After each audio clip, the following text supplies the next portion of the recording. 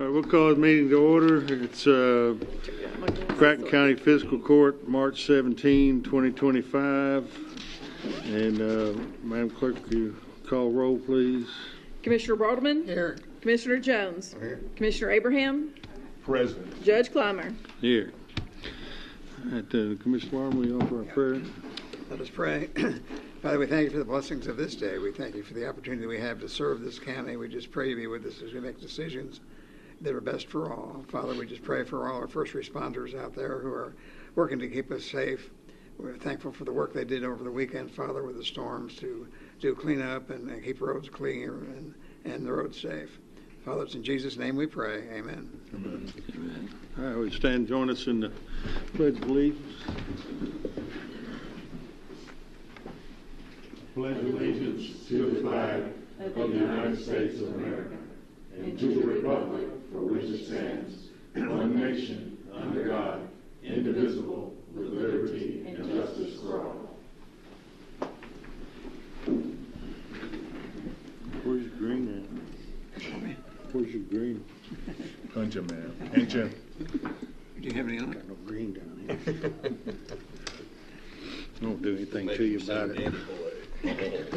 Last time I did something to you, it was on the news for a week. All right, Madam Clerk. It is ordered to approve the consent agenda for March 17th, 2025, McCracken County Fiscal Court. So moved. Second. Any discussion? All in favor, aye. Aye. Opposed, no. That carries. It is ordered that the necessary cash transfers in the amount of $1,029,764.25 be made in order to pay county bills and payroll approved March 17th, 2025. So moved. Second. Any discussion? All in favor, aye. Aye. Opposed, no. That carries. It is ordered to approve the voucher claims register from February 17th, 2025 to March 17th, 2025 to show county bills in the amount of $757,016.42 were paid. So moved. Second. Any discussion? All in favor, aye. Aye. Opposed, no. That carries. All right, we've got several things on for discussion this evening. We got some folks here from AES Solar. I want to come up to the lectern there and Awesome. give us your spiel. I've heard it a time or two. Yeah. That is true. Thank you.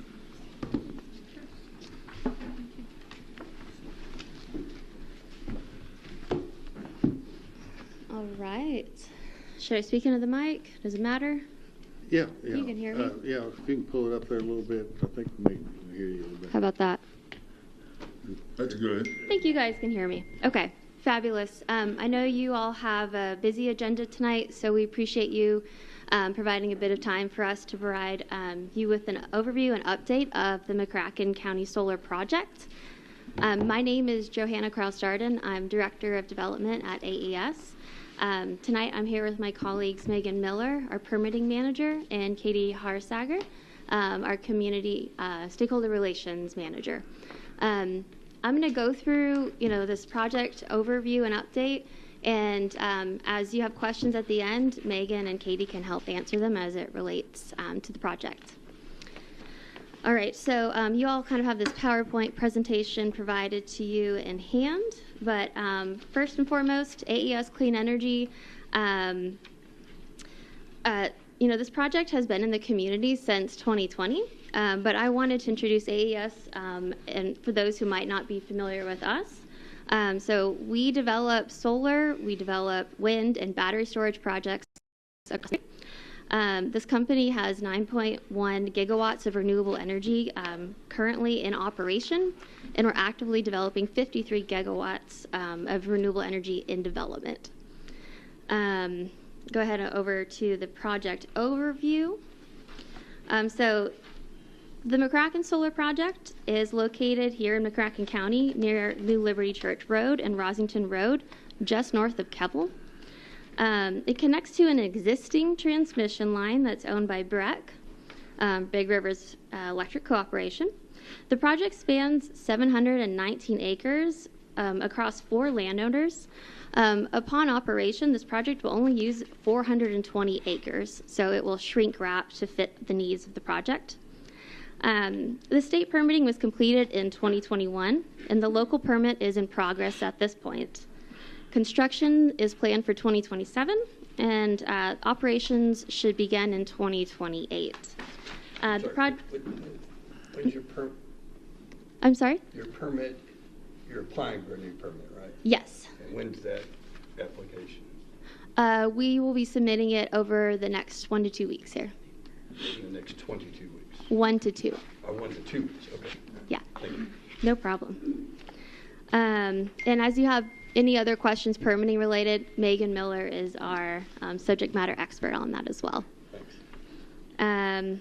All right, so let's go ahead then hop over to some of the project details here. So this is a 60 megawatt project, which is equivalent to powering approximately 10,000 Kentuckian homes per year.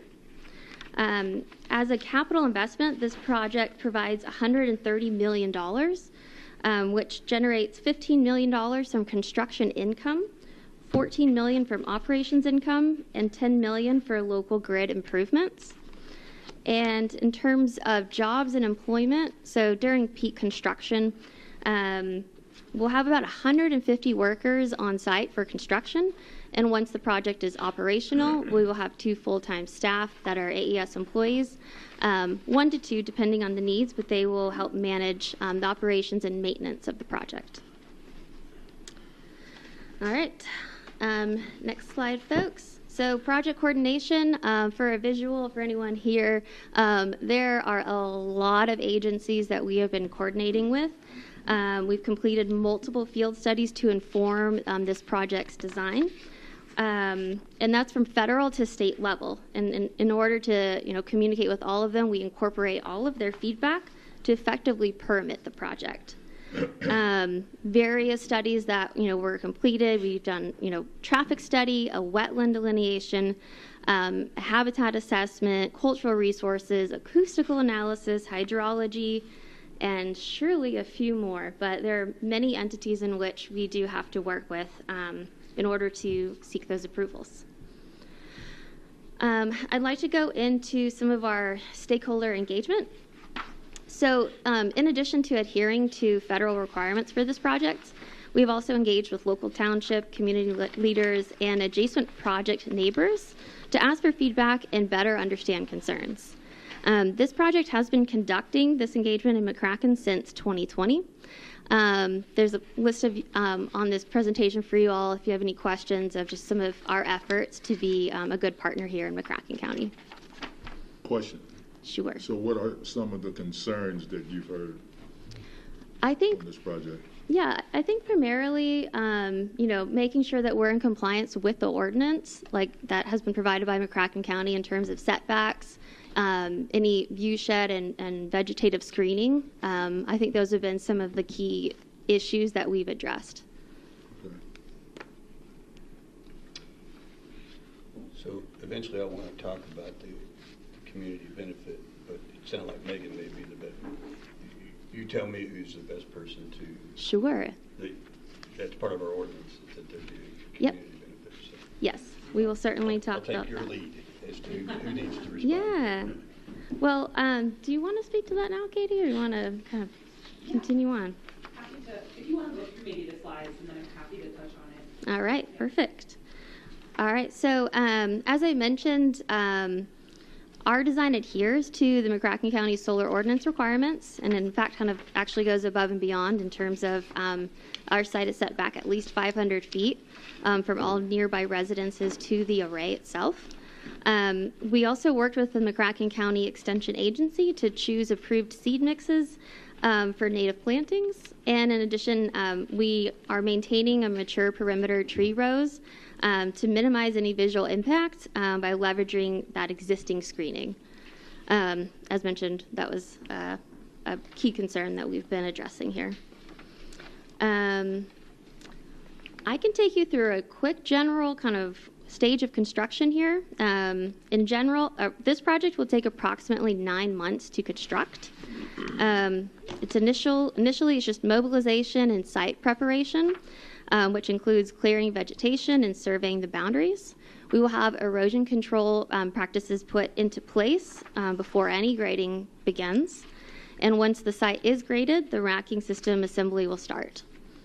From there, we start to install any electrical systems. So the panels will be installed and additional project facilities that connect to the substation. And lastly, once the project is constructed, we begin the restoration phase, which includes stabilizing disturbed areas with topsoil and establishing vegetation. And during operations, this project will be monitored remotely 24/7, 365 days a year. We use a standard system. It's called a SCADA system. Essentially, this project is very minimal annual maintenance. We're considered a quiet neighbor. And we do impart regular site inspections and vegetation management. And as mentioned, we will have AES staff on site and on call, and the project will also be fenced for safety with electronically controlled security access gates. Question.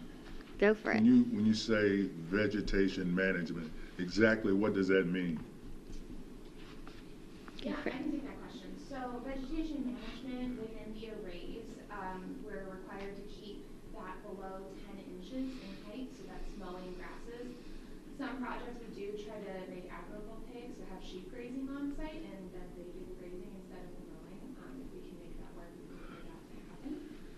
For this project, in areas where where there's no existing mature perimeter tree growth that we could keep for screening, we do plant vegetative screening. So that'll be, for the first year or two of like watering to maintain those trees, and also mowing outside of the fence line to maintain security. Like Johanna said, we'll have some native planting areas. Those ones will have slightly different type of requirements. Those only get mowed once a year. Some spot herbicide spray to help keep back weed species until those native species can establish and become dominant outside and have fed back against the species. So that's overall the vegetation management that will be expected in various areas outside. Okay, thank you. Mm-hmm.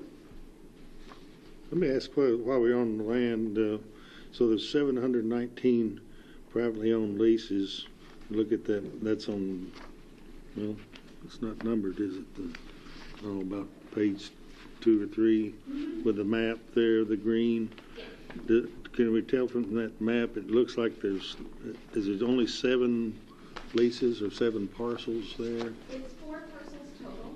4, okay. All of the parcels cumulatively add up to about 719 acres. Okay. But we don't need all of that area for development, right? Yeah. We'll have the 150-foot setback, we'll have the 500 setback minimum from the homes.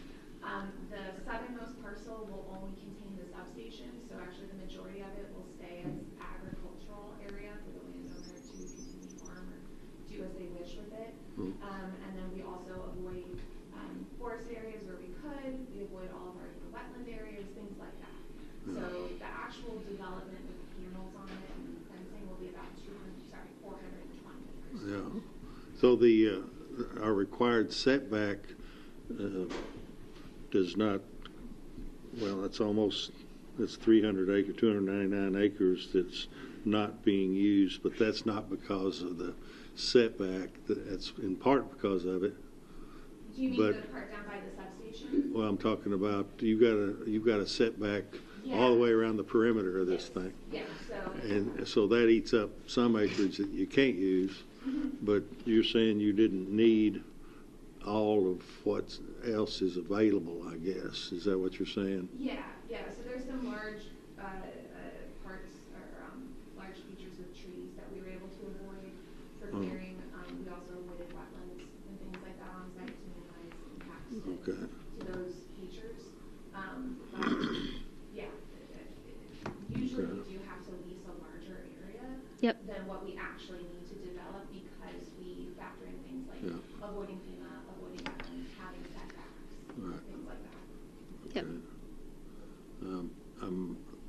curious, but maybe you don't want to, if you don't want to answer the question, don't, but I'm just curious, if you know and you want to answer, these lease payments, how do they compare to the, I don't know if any of these parcels are leased out to farming, or perhaps the landowner, him or herself, is farming it, but does the lease produce more income, I guess is the way to put it, to the landowner than without the lease? And if that's some proprietary thing, or Yeah, we can look into answering that kind of more specifically. I think, when we go to lease these projects, we do look at what the value of the land is if it were to be farmed. Yeah. And then I think, landowners choose to lease with us depending on kind of the circumstances of, their future and kind of what they'd like their land to be used for. Yeah. But we could probably answer that more specifically separately. or do you just know in general what, is there kind of a general rule of thumb? I guess when you sit down with that landowner, they're going to say, hey, I lease this for, soybeans and I get X. Yeah. And you're going to say, well, we'll give you Yeah, Y.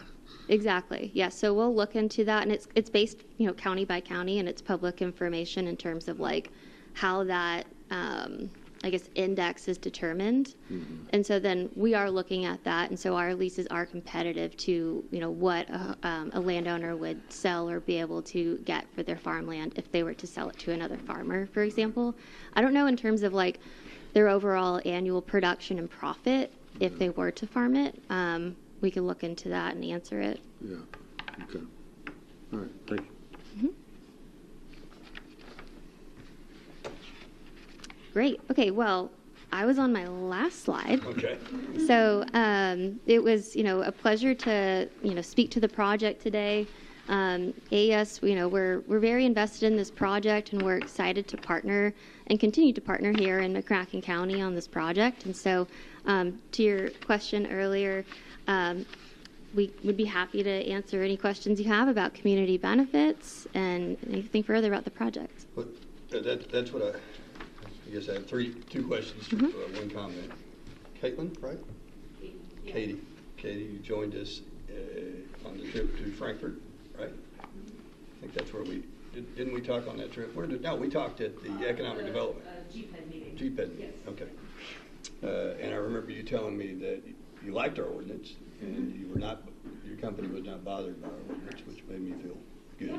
Yeah, happy to mention that, and I think Joanna had mentioned as well. We know that the county worked really hard to develop your solar ordinance, and as a utility project comes in, those are very variable from a county to county basis. Sometimes they exist, and sometimes they don't at all, and then when they do exist, there is a gamut of whether or not they are conducive to doing business in a community, but also very respectful of neighbors and of the project design in a way that we can be a good steward of the land on there. So, we do regular comparisons. Megan, you can probably speak to this as well, of all the ordinances that exist on our different project footprints.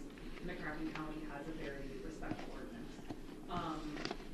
It's not the easiest, but it's also not something that's so restrictive that isn't, that doesn't make business want to come to the area and want to bring these energy projects and keep them in the U.S. and bring them, into the community to be able to bring those benefits. So it's a good ordinance. You've got what we feel is good setbacks as an initial starting point. Those are always, as we build projects and design them, we consider them a starting point, and then as we engage, visit with neighbors, understand if those need to be, adjusted. Same with the landscaping as well. Those are all things that make a big difference to our neighbors. I appreciate hearing that, because we did spend quite a bit of time tinkering and looking and thinking about that ordinance.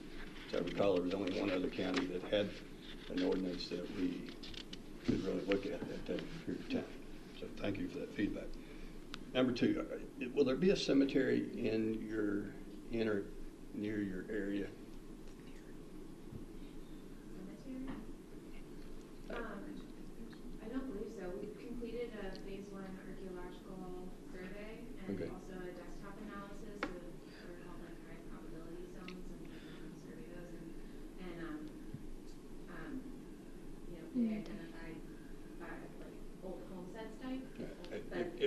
mean, There that was weren't one, any cemeteries identified. that was one thing I No. wondered whether we had left a little too loose, and that's, you know, when somebody's got a family cemetery, you know, Yeah, the we caution still of, want, like, other projects, but Yeah. we did not identify one. Okay. So two other things that were important to the team of drafters of that ordinance. One was the bond, the reclamation bond, and have you advanced on that issue? Is that going to be a purchase? Can you tell me more about the bond that you intend to put in place? So the decommissioning and restoration bond? Yeah, I'm talking about the reclamation bond for those folks that live in our county 25 years from now, in the event this is no longer a solar plan, making sure that we don't just live with, Yes, you know, definitely. posts up in the air. Yeah, so we'll create a decommissioning plan as part of the project, and that will include the posting of a bond. I believe it's 110% for the removal of the project, for your ordinance, if I'm citing that properly. And then that'll be filed with the county, and then that's revised every 5 years by an engineer to ensure that the cost assessments are appropriate. And then, yeah, to that point, whenever this project is complete in 35 years, everything comes out of the ground. So, you know, the panels are posted on racking systems. They're essentially like fence posts. Those get pulled out.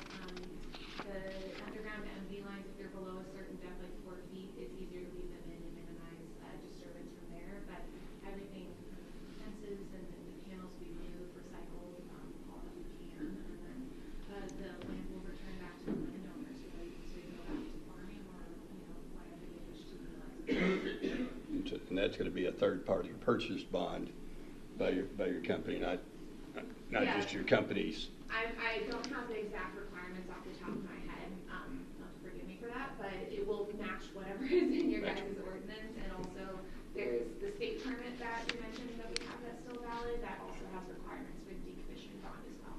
So you guys are protected at both the state level and local level here, when it comes to decommissioning. And then we left a little loose in there's this community benefit, which I assume you're going to take that to the committee, and you're going to pitch your community benefit.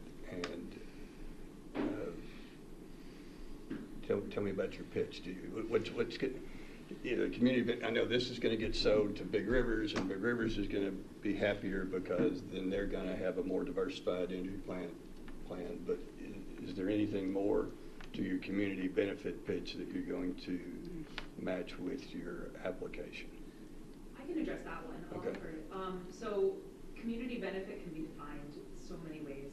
And that's probably one piece, you know, related to the ordinance, that it's a very broad and a very big picture. And so, you know, we try to be as specific as possible in what we feel are the community benefits that this project is bringing. So that's a plan that's going to get attached to our conditional use permit when we submit that, so that it's clear how what we feel is bringing community benefit to the area.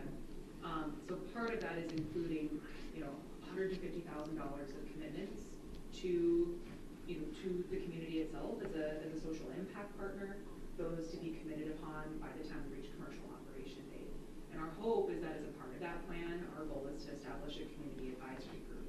Because I understand, as someone who works remotely on these projects, that I'm not a resident of the community. So that advisory will be made up of a broad spectrum of folks who can help advise and help us understand what the needs are of the community as we try and bring those benefits in ways that are outside of just the energy that the project is producing, and how that will contribute. So that's one facet of it.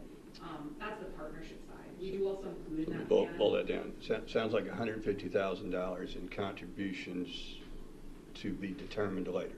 Correct. We have one contribution that we have committed to with Western United Way of Kentucky. That is to advance their impact opportunity study.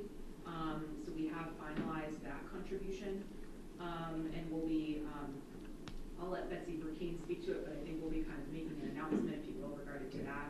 So we've been working closely with her in not only making a contribution to the impact opportunity study, but in understanding that that study helps understand what community organizations and initiatives need advancement in creating an action plan for the community. And so that's where AES wants to make the biggest impact from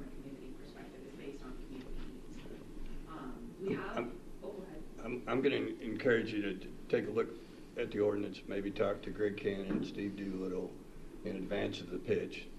Make sure that you're pitching the type of benefit that the drafters of the ordinance were anticipating and expecting. Yeah. I'm not saying you're wrong, but I've seen a couple of heads shake during the meeting. So I want us to get off at the right foot, make sure we're all reading the same sheet of music. Yeah, we appreciate that. I know we worked actually closely, over the last year trying to best represent what that language is to how we can impact in the best way based on that. So I would agree it was written rather loosely, but we'll try and give you some more guidance. Yep. I'll just add a couple more points there too, though. We did try and make sure that we included, environmental benefits, health and safety benefits, ways where we can coordinate through training and educational workforce development initiatives. So those are also all outlined. That's outside of the partnerships piece of it, in ways that we feel, again, like this project can bring benefit to the community. So we have that outlined in there, but welcome the feedback on how we can make it even more specific and more local to the project. Okay, cool. Yeah. All right, we'll talk later. Any other questions we can Yeah, answer? I've got a couple questions. The $14 million estimated operations income, does that include the lease payments? What is that?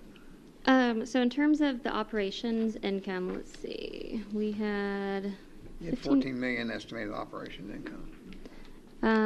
Yes, I do believe so. That would be included in that. Or is that your revenue that you're going to make from it? Or what is that? That's the income to be expected within the McCracken account over the lifespan. So the project was for 14 million, like income within the account. So I believe that's how it's. Is that based on those formulas they have to determine? Yeah, so we did a economic impact study with the University of Kentucky, and they were the ones that were able to put together, with a 35-year lifespan, the size of the project, what the different incomes could be expected. So that would include lease payments to property owners and then benefit to the community and other jobs created? Yeah, exactly. I think I know the answer to this question. Steve, I got a question. For zoning, does this remain farmland for tax purposes? For property tax purposes, does it remain farmland? EDA, but my previous discussions with EDA, this is not ag exempt. This isn't ag activity.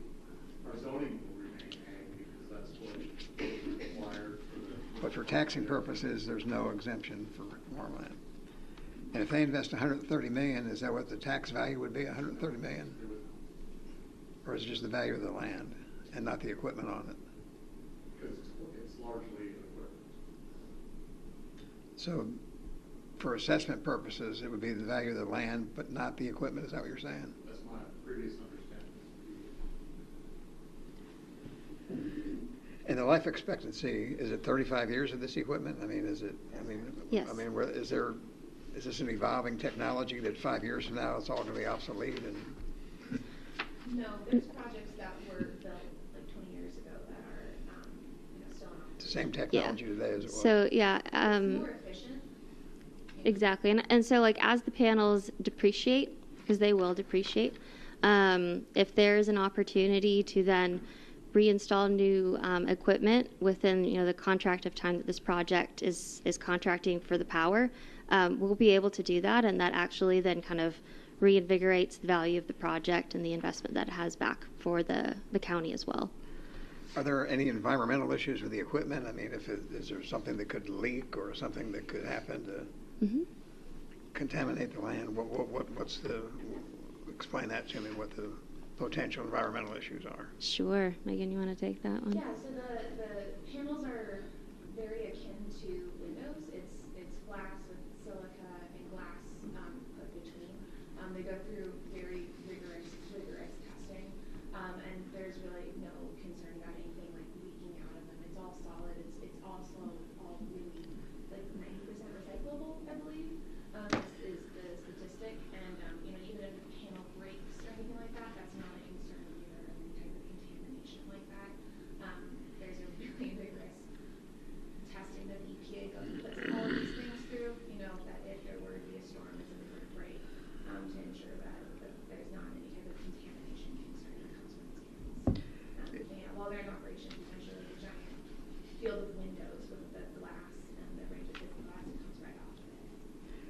is the cost of producing solar power such that it's beneficial to big rivers, or could they say it's too expensive for the solar power, we don't want it anymore, if you have a long-term contract, or is it economical to produce that they're not going to at some point say, we can't afford it, we don't want it anymore? So, in order for us to be, competitive in this industry, like we have to come in at the cost of energy or less. And so, in terms of like how we've contracted this project, we do have an off-taker for this project purchasing the power, and it does benefit BREC in their transmission system and their upgrades. The cost of energy just keeps going up as we all are experiencing as the consumer, but basically this power purchase agreement will lock in that rate for up to that 15-year term at this point, which can be extended. Thank you. So we built in this the buffer area for vegetation to I guess address some people, maybe a lot of people don't really like to see a green field become a reflective, panel, silica panel field. I think that's not attractive. Where this site is, I'm not familiar with the contour of the land. Is this buffer going to, can you envision, or has there been some study as to how obvious, how apparent to passersby by the roadway? Of course, you can see it from an airplane. Sure. Can't do anything about that. Don't want to put a roof over it. That might cause you to lose some solar. Yep. But can you speak to that at all, as to, because some of this may get in the media and that sort of thing, as far as heading off questions and addressing concerns, that sort of thing. Is that buffer? I don't remember what the depth of it is now, and the height of it has to be. It's been a while since we wrote that. Yeah, so like we said, we were able to maintain as much of all of the existing mature tree line that we can. It doesn't cover the entire project site, unfortunately, and in areas where there's not an existing tree line, we'll be planting a vegetative buffer. So that is per the ordinance 8-foot tall evergreen or perpetually green trees, staggered, and then they'll mature to at least 15 feet tall over their lifespan. Additionally, we strategically positioned the native planting areas in the same areas where this vegetative buffer is going to be installed. The native species that we identified are also pollinator friendly. They also have the benefit of reaching about 5 to 6 feet tall, so that can add in an additional layer of height to help disguise the fencing and the panels beyond that. As far as like a visual impact analysis, that's not something we've created, but your county, you guys worked really hard. You brought that 150-foot setback to begin with. In reality, in our design, it's 150 feet, and then it's a fence line, and then it's panels, and so it's set back quite ways, and we work very diligently to try to create a layered vegetative buffer to help mitigate that visual screen. Well, the 150-foot setback is the setback from the landline, the perimeter. That's not the depth of the vegetation, the barrier. Was it? We put some number on that, didn't we? Or did we not? Yeah, it's a staggered row. I think like 15 foot is the depth of what the row covers. Just two rows, two staggered rows, 15 feet. A total of 15 feet. Yes. If you go into the slide deck on the third slide, title is project coordination. Apologies, they're not numbered there.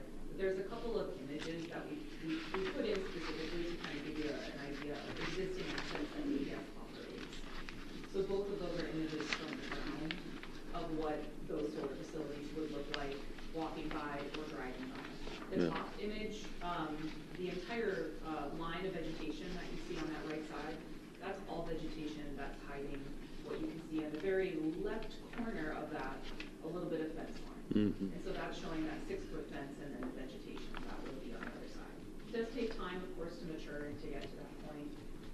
And so we try and communicate that, pretty heavily to the neighbors and folks and work with them in those early years to kind of see how things are going and maturing and making sure that that border stays healthy. But both of those are kind of images to just give you an idea. They're not an exact match to what your requirements are, No. but they're comparable, I would say. Yeah. I'm really curious about the sheep thing. Why sheep? And why not goats, yeah. They're small enough to fit underneath the panels. Oh. They're generally easier to move around. They don't live on site. I believe they're contractors that come in with a sheep and sometimes a donkey too. Apparently Yeah. the sheep clump.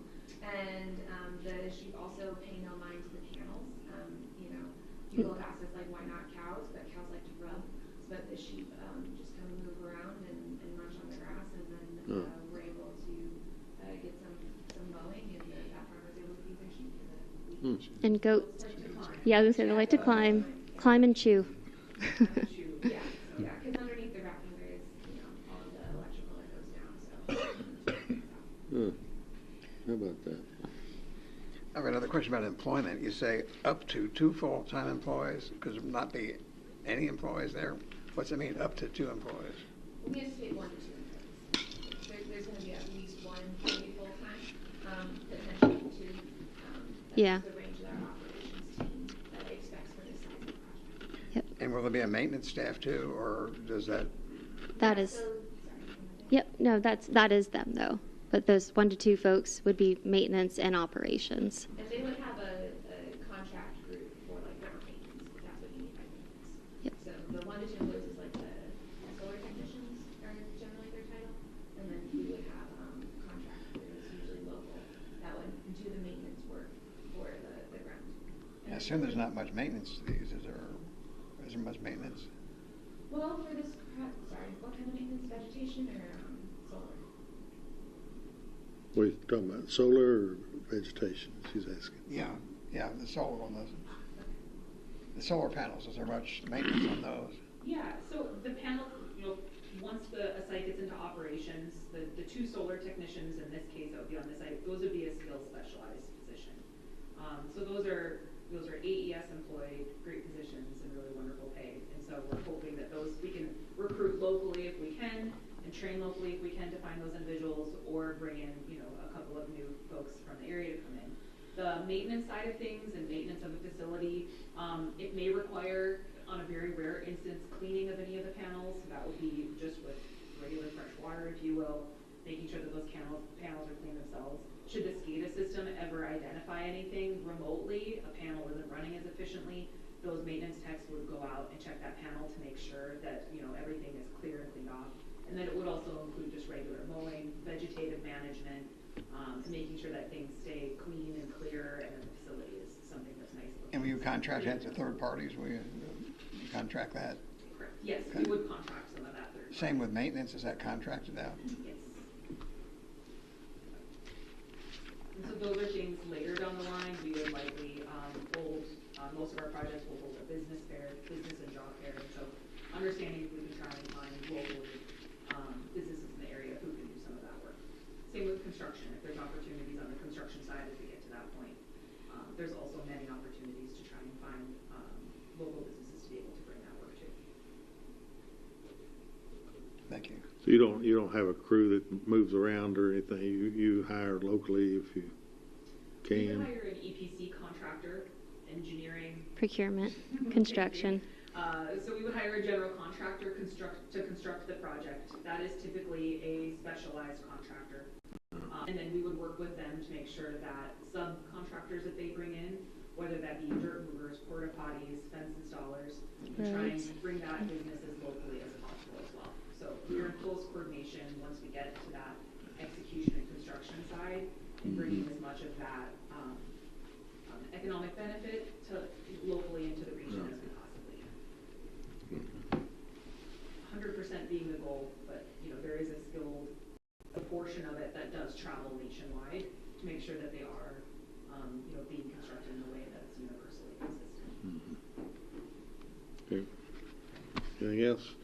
About anything? I think I'm good. Good. I think you've explained everything you possibly can. Trying to figure out how we can make a sheep bad joke. You just did.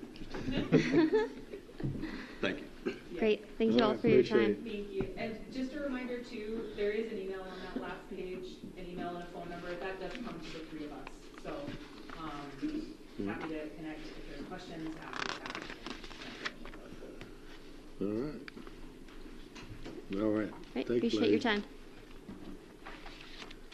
All right, McCracken County coroner update.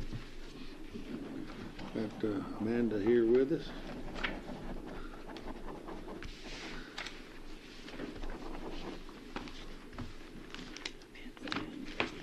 Katie, before you leave, is your contact, if I want to get in touch with you, what number would I use? The number right there, yes. Okay. That would be me. All right, thank you. Thank you, ma'am. This one even bigger and better. You've used two O's for corner. We used one. Huh? Would you? We've got now a corner. Oh, we See misspelled it. Oh, yes, we did. That extra O gets a lot of people right there. Yeah. Well, good evening.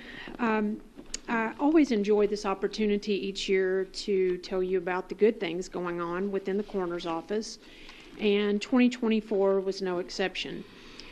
I mentioned last year that there's no true metric in my line of work that defines a successful year. It's not found in the number of death investigations, comparing 2023 figures to 24. It's not found in the amount of revenue my office generates for the county, and I think Pam probably has the bottom line on that. We know the answer. Don't say it. And nobody pulls me aside to ask for political favor, and I'm very thankful for that. But here are a few things that the McCracken County Coroner's Office does and does very well. A dear friend and longtime resident of this county just recently said to me, "I'd love to spend some time with you to better understand what you do. I think I know, and then I realize I don't." So it's for this reason I take every opportunity and invitation to speak to civic groups, chamber leadership applicants, the library presentations, forensic classes, and basically anybody else who asks. People seem to be amazed and interested at the wide range of activity that takes place in a day's time, aside from the main role of the coroner, which is easily described as a death investigator. Our office investigated 304 deaths last year, and that's the short definition. Public speaking opportunities give me the chance to describe the unknown aspects. It's undeniable that McCracken County serves as the central hub of activity in this region, and the coroner's office, by comparison, leads the way as well. I have a terrific working relationship with the coroners of this region.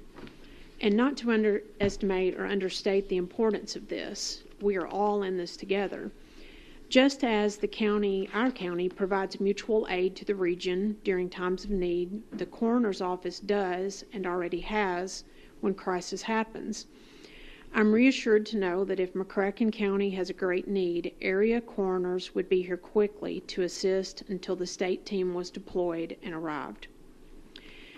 Identifying emerging trends is a role of the coroner that I find of particular interest. The coroner, of course, knows the prevailing causes that are taking the lives of our citizens.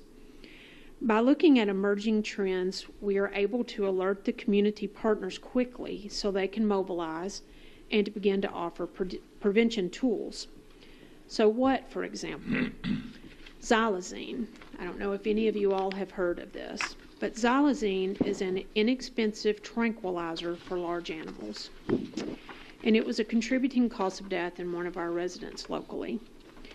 This is a trend I had hoped wouldn't trickle to our area, much less this soon, but it did, and it was identified because the coroner's office drew biological samples, and submitted the toxicology for a comprehensive panel, and that yielded the xylazine result.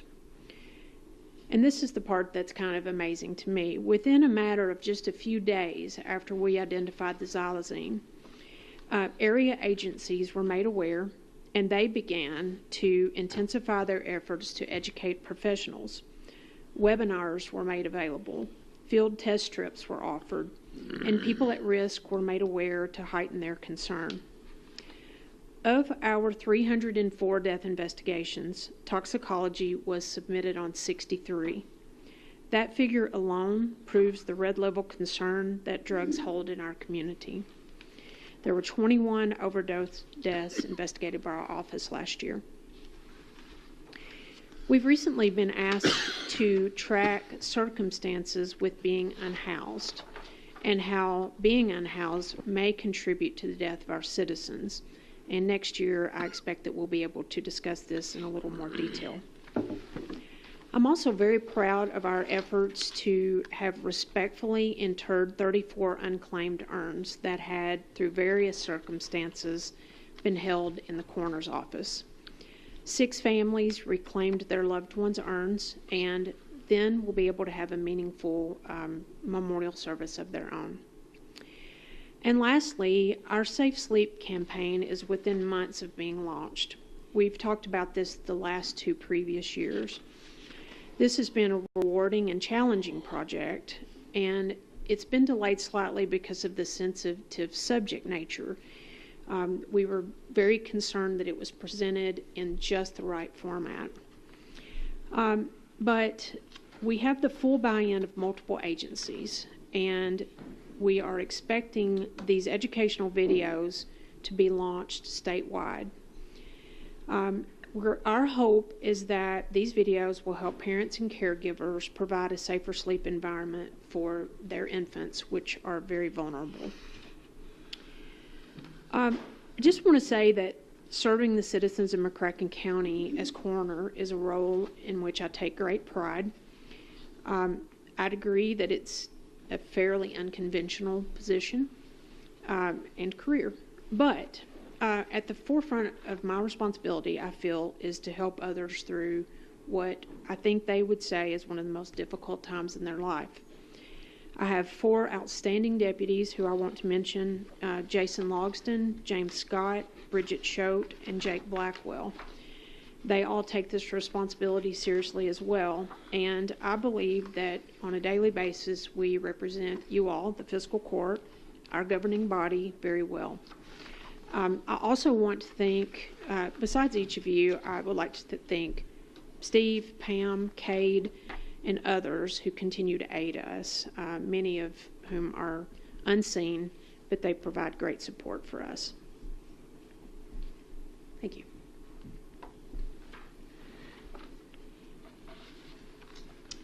You are welcome. Thank you.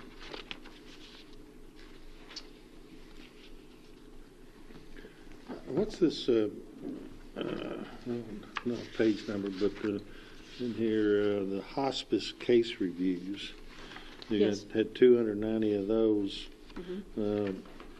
I read the description, but it doesn't say anything in there about a coroner. It talks about a nurse. What is it you review then? The nurses, what would you Yes, call so it? on each Death finding or whatever? Yes, on each hospice case where they have pronounced death, they send a pretty detailed report to the coroner's office for review. They're reviewed within our office. There are occasions where we need to look into it just a little further, because oftentimes someone on hospice experiences a fall at the end of their life.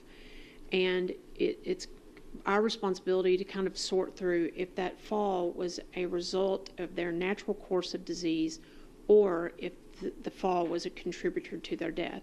So the ways this becomes important is, would their death be considered natural or accidental? And that has tremendous implications moving forward, like, for instance, life insurance and those kinds of things. And even for a statistical purpose, it's very important in that way. So those are the great deal of our cases involve those. So the crude death rate, 1,100 per month? Or even per quarter, rather? Mm-hmm.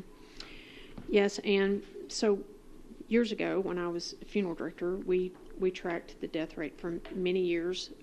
It's one of those things that people in that line of work do. And it's interesting that the state's death rate also tends to track years that we show an increase in investigations or steady or, sometimes a slight decrease. Of course, you all probably recall during the years that COVID was prevalent, our caseload was unbelievable for those year and a half or two. I think it's leveled out now to what we could mostly expect, but I thought you all might be interested to look at, how the rate is tracked. Do you track how many of the people are not residents of McCracken County? I do. Mm-hmm. Do you know what percentage or number or whatever? I don't, but I could very easily pull that from our spreadsheet. And that's Those having two major hospitals, a lot of people come here and die as a result of whatever. That is one of the things that makes McCracken County so unique in this part of western Kentucky. Although it's true that some of our smaller counties do have hospitals, they're often bypassed when someone is, experiencing a major medical, and they end up in Paducah and many times die here. Those investigations are a little more difficult. It's not at all to suggest that the other counties are uncooperative or anything like that. It's just that, locally within McCracken County, I know all of the agencies, I know all of the detectives. It's a very easy form of communication. Dispatch, freely gives me whatever information I want. But when the initial incident has happened in another county, those are extra layers of steps that have to be gone through. And oftentimes, too, we have to ask an area agency to go to the place where the initial incident happened to recover some information, pictures, various things like that we might need. So we have those moving forward. And, I think some people have this idea that, the bulk of what a coroner does is we go one time to where the death occurred, and that's the end of it. But the fact is that, and this literally just happened the other day, we've talked about archives and our archive storage and how we're kind of running out of room. The question was asked, do we really need to keep all of that? Well, we do, because that's the only record that some people ever have. And although they might be able to get the death certificate, that only tells part of the story.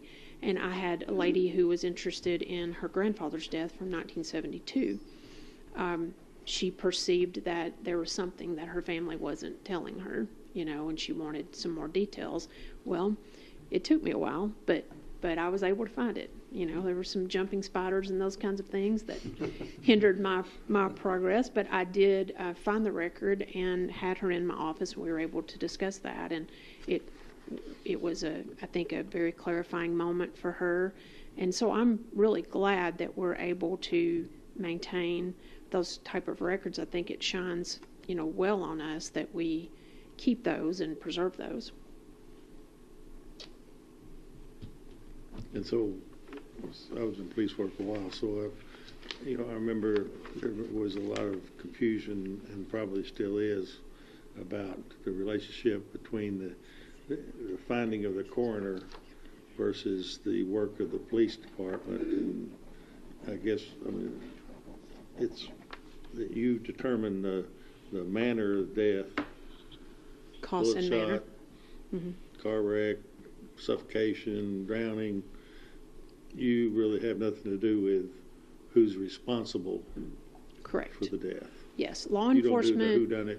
That's right. I think it would be best summarized as law enforcement looks to see if a crime has been committed and who is responsible for that crime, which statute applies, who needs to be arrested, and such. my role in that is almost kind of election or information collector. So, I would be the one to request and send the person for autopsy, get the results from that, toxicology, and then kind of become the central figure at that point for who needs that information. So it could very easily be law enforcement if they want to pursue charges against maybe who provided the drugs to that person, let's say. And then there are just various other agencies who eventually want that. Violent crimes, we deal with Red Cross, who's trying to get someone back from overseas, insurance companies, attorneys, funeral home. I mean, the list is long, and the need for that information, it goes on for months, actually. So I would say multiple times each day I get a request for information. So that's a large part of what I do, is kind of more the administrative work of the job. Very much. So I get to ask one in the weeds question. Okay. So Joe did a car wreck in Livingston County and loaded him up in an ambulance, headed toward McCracken to Baptist Hospital, wherever. Before he gets across that bridge, he dies in Livingston County. You're the McCracken County coroner. Now the deceased body arrives at the hospital. Is it the Livingston coroner's duty to investigate, or is it yours because he's not been pronounced I would say dead, I guess. in most cases, once someone is in the ambulance, they are going to their destination because CPR is in progress, and they really don't cease that until they arrive. Well, it's usually even ongoing as they arrive in the emergency department. So it would be officially pronounced by the emergency department physician. I'm going to say that would hold true in 90% of the cases. Once there's a decision to transport, they're going to transport all the way. And so the official determination of death has not been made. So they're not dead till you say they're dead. Well, in the situation They we're have to be describing, pronounced dead to establish jurisdiction. yes, and to go deeper into the weeds, because I think this is important. The scenario that you just described, although it's true that it happened in Livingston County, and it's true that the emergency department physician pronounced the official death, the coroner is still involved in that. In Kentucky, the coroner responds to all emergency room deaths, and the easiest way to understand why is because the initial incident happened somewhere else, and the emergency room, they're not going to trace down, they don't have the time, and that's not their role, to trace down what happened. All they deal with are the acute medical issues that person presents. But how they got the blow to the head, why their leg is distorted, these are things they're not going to pursue. Yeah. So that's how we become involved. So in your scenario, we would contact Livingston County and say to whomever, it may have been the responding police officer, it could have been the EMS who transported, what did you see there, any areas of concern, do you have a history at that house, all of those things, kind of figure that part out. And then, through interviews with the family, medical records, and those kinds of things, try to determine what happened. Right. What's the status of we always discuss the morgue, the cooler, the freezer, where are we with that? Are you having any issues with that? I know. I'm so glad you asked that. I ask that every time. I know. Well, I'm serious when I say this. I have almost everything I need to do this job really, really well. That's the one thing that's lacking. Are we making do? Yes. So I wouldn't want you to think we're piecing things together with duct tape. No, we're making it. But I do think that a coroner's office operates better and most efficiently when we have control of the cooler, the access to how we would allow a family to come in and view their loved one. These are things that, as of right now, we're relying on someone else to provide. It would be done better if we did it ourselves. Now, I realize it's probably a significant investment, but the cooler is waiting for us, so we have that. We need a location. I mean, probably a freestanding building of some sort. I mean, I could sketch it out in my mind, but you all don't want to do that. But, you know, just nothing huge, nothing, you know, I don't envision something that is, you know, thousands of square feet or anything like that. Just a very nice, respectable place where we could have some secure space, and I think it would just shine very well on us to have that. And you still do have the cooler, another county, Yes. don't they? Mm-hmm. We still have that. Is that in storage Yes. somewhere? Or? Mm-hmm. It is. It's in Livingston County. Yeah, maybe we need an architectural rendering of what you know, so we can look at it. Okay. I mean, it's going to be really crude, but I can sketch it. Do most funeral homes have, would you call it a cooler? A cooler, yes. They do, yes. But, you know, that's for their business, not ours. Right, but if there were, and I'm not saying there's about to be one, but a funeral home that's going out of business, that'd have what you need, right? Mm-hmm. Depending on. And none of this is to suggest that the funeral homes, they're very cooperative. They're very helpful. I would call them very much friends of the coroner's office in McCracken County. But, you know, there are situations where, due to their workload, we're kind of infringing on their space. And it's by necessity right now. We have to do it that way. Anything else? All right, thank you, man. Thank you. Lions Club Park, no wait, Jamie Husky, McCracken County Clerk update.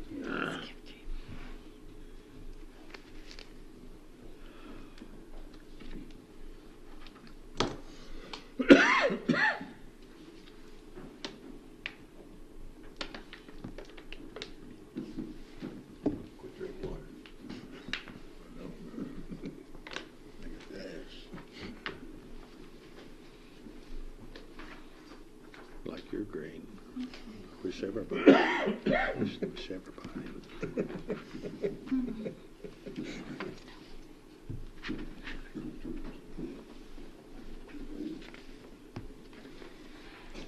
Judge and Commissioners, I want to thank you for letting me be up here and brag a little bit on my office and what we've accomplished this past year. And my presentation is going to be very short and sweet. I'm going to start with my recording department. You know, last year we were concerned with complying with House Bill 1. Our quote for House Bill 1 was $603,000, a little over. We applied for a grant in the office, and we received the grant for $766,736,000.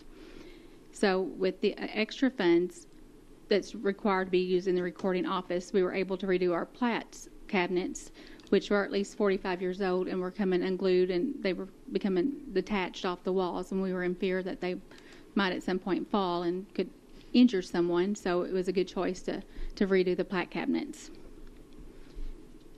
And as Eddie cornered me Saturday, he noticed that we're no longer scanning or printing our mortgages, and that will save us some room in our vault. KDLA said that our scanned copy is the original copy, so we're no longer having to print them and put them in books. That's what you were asking about Saturday? Okay. Well, I wanted to make sure. I thought that was a big deal. Yes. You know, so with the house, it's huge. That saves a lot of money to the county and saves a lot of room in our office. So with the House Bill 1, we were able to get everything scanned, the deeds and mortgages, back to 1965. They haven't released them yet because they're having to. Some of the copies were black with white writing, or some of them were halfway uneven, crooked. So they have to go in and redo the image. And that takes a little while, but we're expecting them probably in the next 4 months.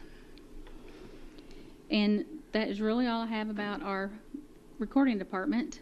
And I'm going to move on to the auto department. We made it through CAVIS the first year without the loss of any employees, which is huge because about 40% of the county clerk's offices had employees quit during CAVIS, long-time employees. During The first year of CAVIS. Do you remember last year we had a new program, software program for the autos? And that program's called CAVIS? It's called CAVIS, Okay. yes.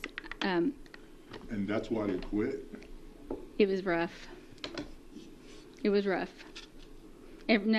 Things So that we didn't lose anybody? we did not lose a single person. They're not And like us? they're not like us. Everybody had to learn to do their job a different way. Everybody had to learn their job in a different way. And it was really hard on some of us that had been there a long time because for 30 years, 25 years, 27 years, we had done it one way, and that way was no good. And every time we did something, you felt like you messed up because you didn't know how to fix it.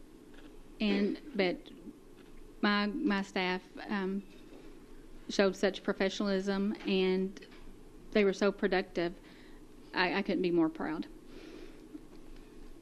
So I want to talk about the auto section with electronic titles. Most counties are down in their fees because electronic titles started back in August, which a dealership can pay a fee to the state, and they can send them to us electronically. So the counties that don't have dealerships are losing money because we're getting like where, say, if a car dealership sold a vehicle to somebody who lived in Ballard, normally they would mail that paperwork to Ballard, or they'd have a runner take it down there. They can send them to. They can send them to any county they want to now electronically. We're picking up some extra. Our fees are up. Our fees are up, and we average about 14 electronic titles a day and 8 dealer assignments a day, which is huge. I think they said that we're in the top 30. It's 31 out of 120 counties in the amount that we're finishing completing each day. So. And then I want to brag on the clerk's office, and I don't know if y'all are aware of this, but there are 4 veteran nursing homes in the state of Kentucky. So county clerk's offices sell these birdhouses. It's called Hope for Veterans, and every counties don't have to participate. We do. If a customer wants one, we have them displayed. They're $20 each, and then they make the check out to Hope for Veterans, and then we turn the money over at monthly trainings. So we also have an auction where we get local businesses donate stuff, and then we take it to clerks training, and once a year we have a big auction. So the Clerks Association was able to do, for each veterans home, nursing home, we donated $12,000 per nursing home in the state of Kentucky, so a total of $48,000. And so our money goes to the Joseph Ballard Western Kentucky Veterans Center. It's in Hanson, Kentucky. And we have 3 McCracken County residents there. That's good stuff. Yeah. So now I'm going to move on to elections. Last year we added a second early voting center. It was located at WKCTC. During the 3 days of early voting, 4,546 ballots were cast there. During the early voting at the courthouse, 3,065 ballots were cast at the courthouse. Election day, 1,029 ballots were cast at WKCTC and 1,170 were cast here. We had 59,105 registered voters. 30,183 McCracken County registered voters cast their ballots. So the general election, presidential election, we had 51.1% vote. We did not have any major issues that were reported to us or to the Secretary of State's office or State Board of Election. So I feel like we feel like we did a great job, and my staff is acted so productive and professional. I can't brag on them enough. And that's really all I have. Just short and sweet. And y'all got a long agenda tonight. So you want to move to voting centers for next? Well, yes. I've had my preliminary meeting with Pam and Steve, and I am going to be asking for additional equipment for that. However, I can't get into details right now because it still has to be approved by the local McCracken County Board of Election and the State Board of Election. Gotcha. How many did you say voted at the courthouse? I don't see courthouse on Okay, the courthouse is listed on there as just voting center because it was the original voting center. voting center. So we didn't change the Oh, name. vote center, okay. 1,170 folks came to. Now that's on election day. 3,000 voted there. Or no, I'm sorry. That was a total. Excuse me. No. It looks like 3,065 did early voting Yes. at the courthouse. Yes, that's right. And then an Yeah, additional, I was looking at the bottom one. So right yes. there is So- early voting. Oh, yeah, early voting at early voting is But it's 3,000. interesting that the new early voting location outperformed in numbers. Yes, it did. First people showing up there, they liked it yes. at the West Kentucky. We had so many compliments on it. I had probably drawn to what I'd say about 50 emails, people complimenting that they loved it. I think people like that they can, but no matter where they live, they could vote there. You know, no matter where you were that day, early voting or election day, it was easy access right off the interstate. The parking's big, the gym's big. It's a big, important job, and you guys did it well. Thank you. We appreciate that. Anything else, guys? All right. Okay. Thank you, Jane. Thank you. Appreciate it. I appreciate all of y'all. All right, Lions Club Park donation. Who's doing that? Is that you do? Steve has a drawing for you. The Judge Executive's office has been approached by the Lone Oak Lions Club about a piece of property they have at the Lone Oak Park that they would like to turn over to the county. Steve is giving you an aerial view of it. It's the area, it does not include the ball fields, it doesn't include where the Lone Oak tennis courts are. It includes part of the area where if you know where their clubhouse building is, they're going to keep that building. What they really want to give us is the area behind that and behind where they have a storage building that right now has a couple of picnic shelters and various pods of playground equipment of various ages. I think all told it would be about 2 acres. So at some point, if you're desirous of doing that, we'll write an order and put that into motion. Why did they want to give it up? Well, pretty obvious to me. It's maintenance, Yeah. it's mowing, and the playground equipment is pretty dated and needs to be replaced.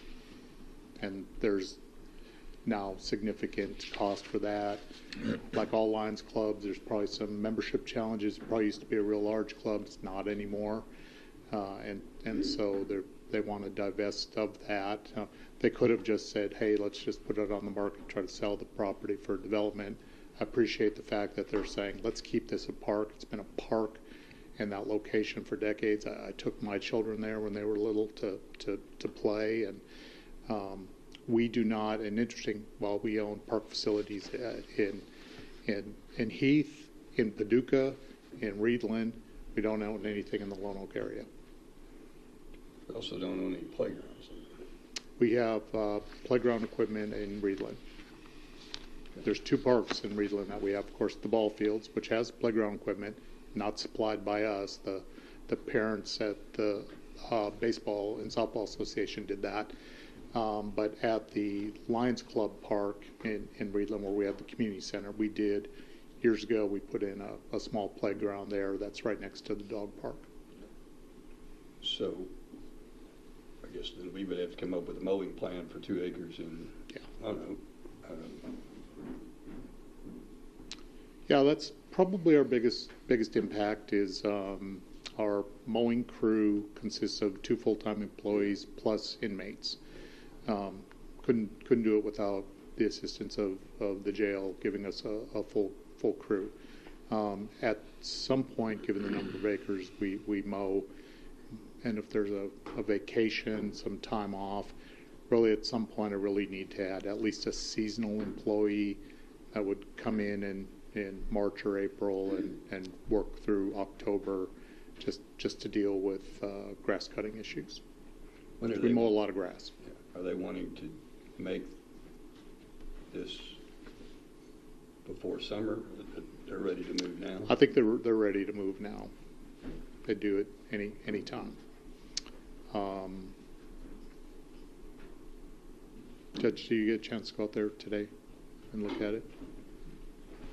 Oh, yes. Did you go? Yeah. There's some pieces of playground equipment, I didn't get over and play on it. But tempted as I was. But, I mean, it didn't look too bad. I don't know if there's any that's dangerous or needs to be removed or whatever. But, and you said there was a stipulation or two. One was that the park remain named Lone Oak. Yeah, if there would be a sign, they wanted it, some acknowledgement that it was, a donation or part of the Lone Oak Lions Club. And the other thing, there's a little storage shed behind the clubhouse that they want to keep. I would say that no big deal. If you wanted to do it, to put it in action, we would have it surveyed and a deed prepared, and would ask you to authorize the judge to sign a deed. We'd incorporate it into our maintenance plan. But certainly don't want it to be sold. I would think. But also would expect we would have to do a few things to get it in shape. The shelters look really nice. There's some old playground equipment that have not talked to our carrier about. They do actually look at stuff like that. So, just in general, any opposition to moving forward with it? We'll draw up an order later. And, at a subsequent meeting, we'll bring an order and we'll start the process of having it surveyed and a deed prepared then. Can our existing employees handle the maintenance of that? Yeah, I think so. But it's getting to be a stretch. Our huge parks department.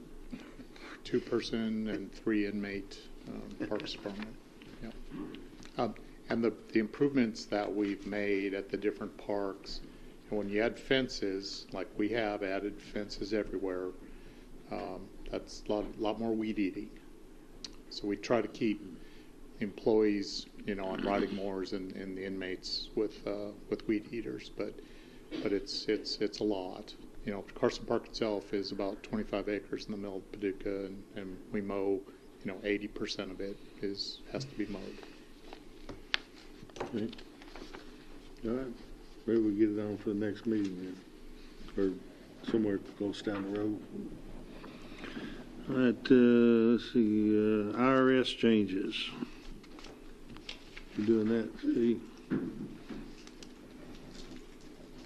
Questions, Debbie is here tonight as well. In early March, we received notification that the IRS was extending filing deadlines for Kentuckians because of the various disasters that have happened across the state. This happened during COVID. They extended it, not as long.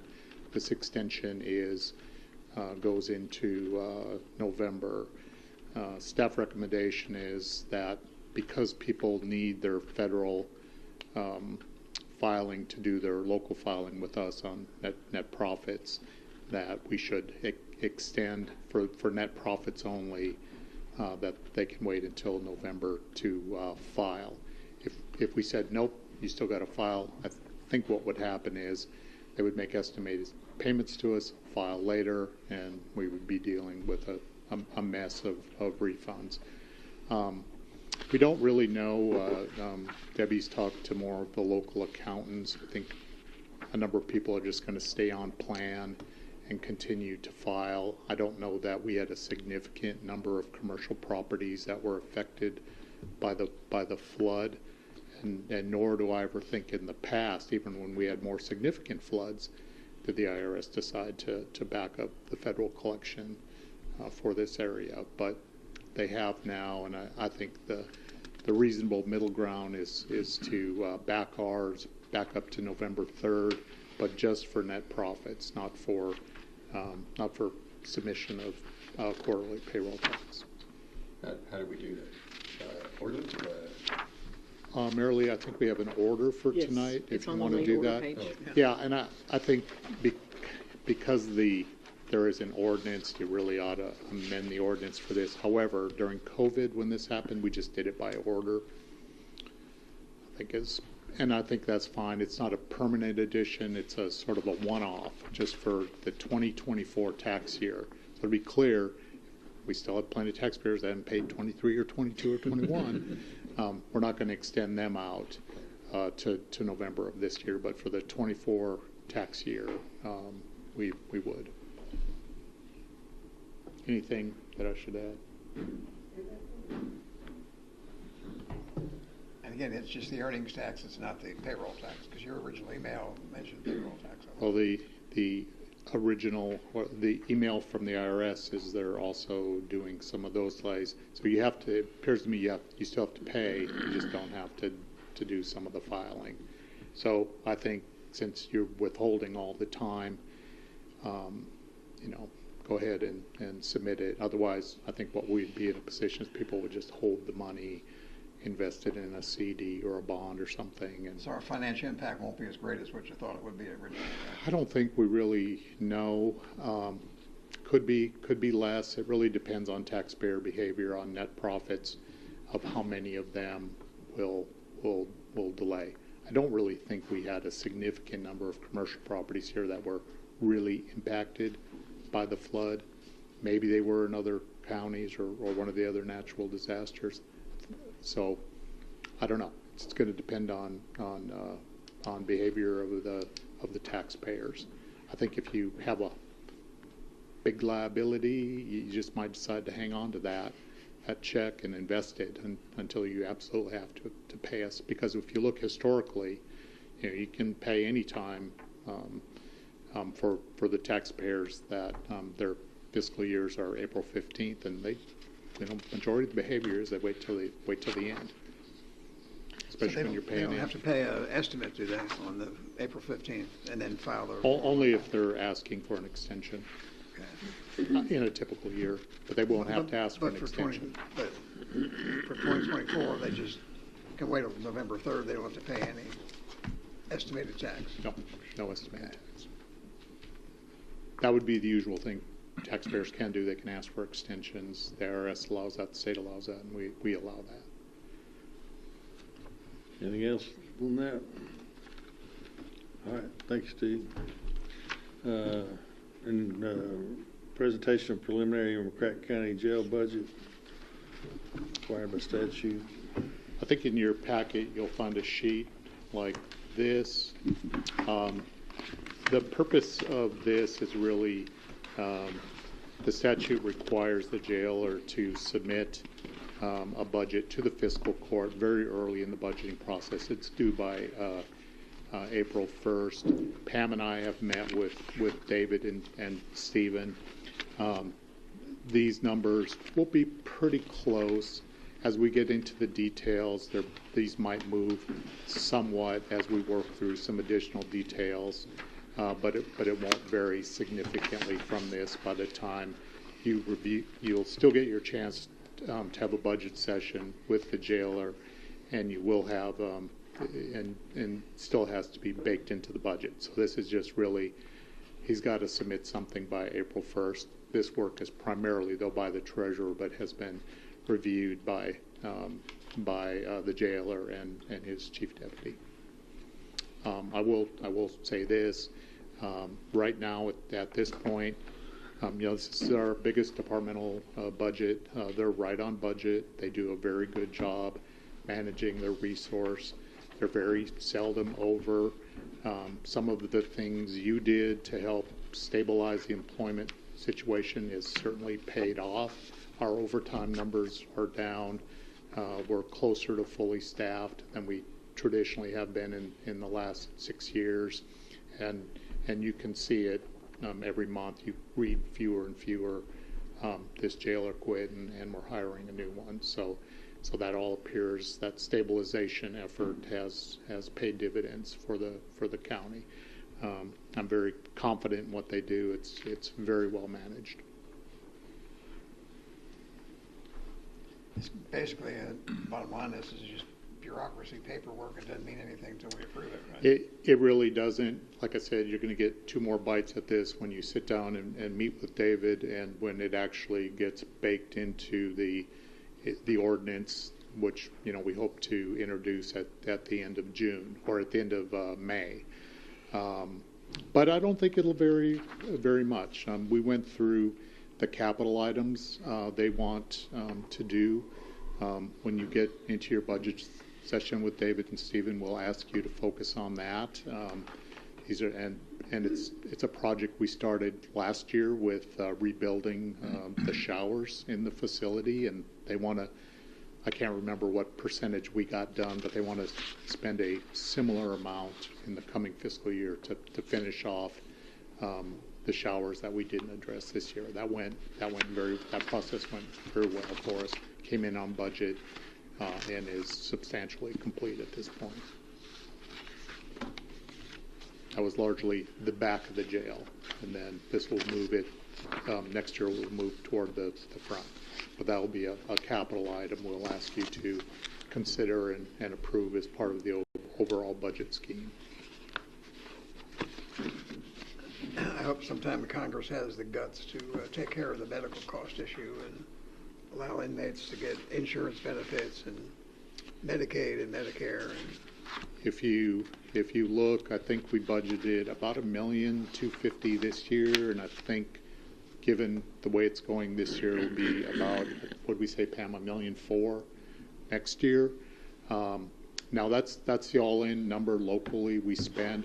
Some of that will come through from the general fund. We'll transfer into O2, and another chunk of it, 300 and some thousand, will actually do pursuant to the MOU we have with the jailer. He will pay that much through other jail sources. So it's a significant problem to us, one that's, we talk about every year, the jail population gets a little older and a little sicker. When I first came into this business, people were younger and healthier that were in jail. Now they're older and sicker. And the only population of people in the United States that have a constitutional right to health care are inmates. So significant challenge to us. Outside of the cost of the personnel for jail, it's the single most expensive thing we do inside the jail. It costs more than feeding the inmates. Another good kudos to the jail. In their negotiation with the food vendor, we're going to see no increase in the cost of food for next year. That was a pleasant surprise for me when we met with David and Stephen.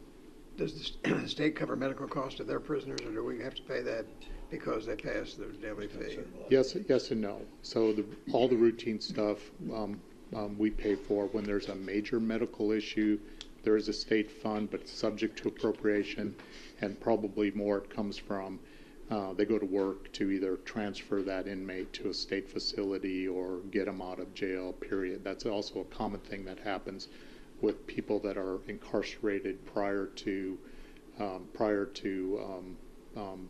final adjudication, is if they're low enough level, they work with the prosecutors and the judges to get them out of jail and get them back on medical card, or because for the percentage of people that have their own insurance, you lose it when you get into jail. And if you have, as Commissioner Bartleman has noted many times, you lose your federal benefit when you come into jail as well. So those are sort of the major medical ones are case-by-case basis. And of course, we don't accept anyone into jail unless they're medically able to be in jail. And that comes primarily into things that are sort of pursuant to arrest.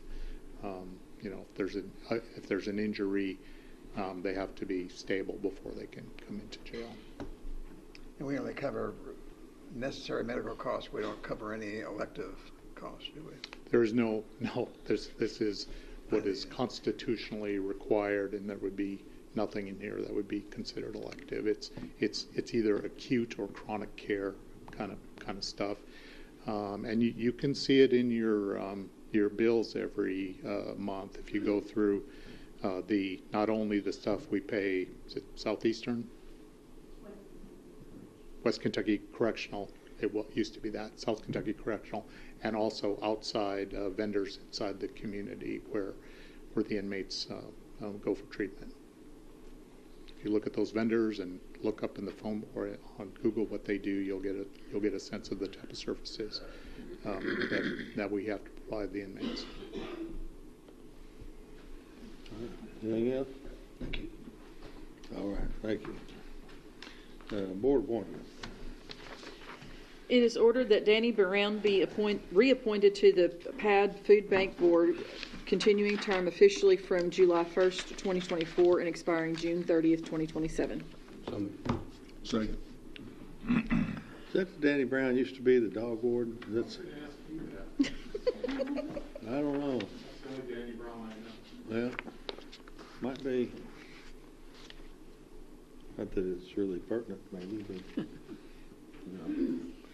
All right, all in favor, aye. It could be if it's, if he's a former dog warden and they're doing a food bank, collecting dogs, and it could be an issue, but it's not.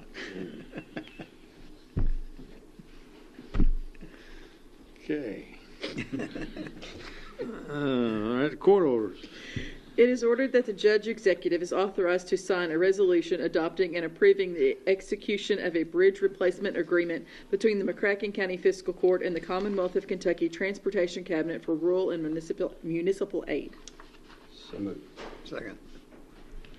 Any discussion? All in favor, aye. Aye. Opposed, no. That carries. It is ordered to approve the fee proposal as submitted by PFGW Architects for the development of construction documents for the entry plaza and grandstand area of the Paducah Sports Park. It is further ordered that the judge executive is authorized to sign any required documents relating to the same. Motion. Second. Any discussion? All in favor, aye. Aye. Opposed, no. That carries. It is ordered to pay the invoice dated February 25th, 2025 to PFGW for the Sports Complex project in the amount of $33,811.65. This is pursuant to the interlocal cooperation agreement dated September 7th, 2022 between the City of Paducah, Kentucky, the County of McCracken County, Kentucky, and the Sports Tourism Commission. As per the interlocal agreement, the City of Paducah pays half of the invoice to the McCracken County. Motion. Second. Discussion? All in favor, aye. Aye. Opposed, no. That carries. It is hereby ordered that the treasurer is authorized to pay Rapid Response $9,000 for the upfit of the 2023 ProMaster High Roof Cargo Van. The cost is split 50-50 between the general fund and the Federal Drug Forfeiture Fund. So moved. Second. Any discussion? All in favor, aye. Aye. Opposed, no. That carries. It is ordered to approve the February 2025 transient room tax in the amount of $253,011.10 to be dispersed as follows. Paducah CVB, $74,077.76. Convention Center, $50,401.41. Sports Tourism Commission, $77,120.38. Escrow Fund, $51,411.55. Motion. Move. Any discussion? Second. Yes, sir. Aye. I heard, I thought I heard you No. smack. Nope. Okay. All in favor, aye. Aye. Aye. Opposed, no. That carries. Late orders. F, it is hereby ordered to amend an order approved by the Fiscal Court on February 17th, 2025. Jay's Electric was awarded $249,927 for the Heath Ball Fields Lighting Project. That amount is being amended to $86,620. It is further ordered the judge executive and treasurer are authorized to issue purchase order and pay invoices for the same. So moved. Second. That's quite a bit of difference, right? We're just breaking it into two. Yeah, wait for the second order. We're going to do a direct pay with the supplier so that we avoid sales tax. So if Jay's goes out and buys it, he's got to pay sales tax and upcharge us, probably adds not only the 6%, but some handling fee on top of that. So the next order will direct pay to Hannon, and those two numbers together reflect the original order amount of $249,000. Got it. All right. Thank you.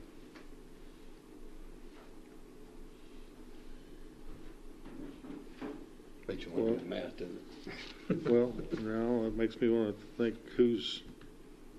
why then is the bid not less with their saving 6% sales tax? I guess we accepted that bid, but now their revenue, We are getting the savings. We're getting it. We're going to get it from the second contract with Hannon Supply. I thought the 86 and the 163 added up to 249. They do. They do. We're going to get the savings from one of them. But we got It's another. not going to be from Jay's. We have a hard bid from Jay's for the balance of the work. So we'll get the savings. There's another order coming down the pipe. Yeah. Okay. Okay. All right. All in favor, aye. Aye. Aye. Opposed, no. That carries. But when will they start the lighting? After spring, summer, fall, which would be about the 1st of July. That's perfect because it takes a while for them to get all the materials. Awesome. Great. And so is this going to complete the Heath project with this year's budget, or will we need some? No. All right. You got it. All right. Okay, next one. G, it is hereby ordered to pay Hannon Supply of Paducah $163,306.01, same being part of the lighting and electrical supplies for the Heath Ballfield lighting project. It is further ordered the judge executive and treasurer are authorized to issue purchase order and pay invoices for the same. So moved. Second. Explain again where the saving is, Steve, because it's still $249,000. Where's the savings? We're going to get it all out of Jay's hand. He won't bill us for that. It'll work. I'm confused. Because we just approved 2 contracts for $249,000. It'll work.